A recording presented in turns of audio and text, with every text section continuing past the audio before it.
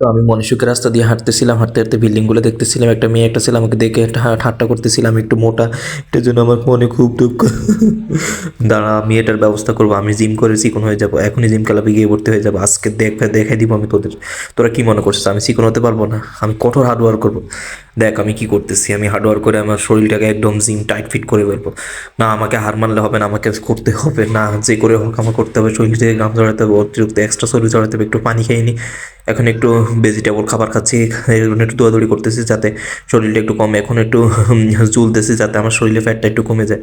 বুক ডান দিতেছি যাতে আমার শরীরটা কমে যায়। আজকে হাতের পর একটু ব্যায়াম করতেছি যাতে আমার শরীরটা পুরোপুরি কমে যায়। আমি দেখাই দিব তোদের। দেখ, আমার শরীর এখন কিন্তু 50% কমে গেছে। আমি পুরোপুরিভাবে যে স্ট্রংলি জিম করতেছি যাতে আমার শরীরটা কমে যায়। তো তোরা আমাকে মোটা বলছিস না, মোটা আমাকে নিয়ে ঠাট্টা করছিস। দেখ তোদের আজকে তোদের আমি দেখা দিব। আমি মনে সুখে আমার শরীর জিম কমা ফেলছি। হ্যাঁ, ওই ছেলের ওই মেয়েটা। দাঁড়া, আজকে আমি তোদের তো পাইছি। তোরা আমাকে নিয়ে ঠাট্টা করছিস না। দেখ এখন আমার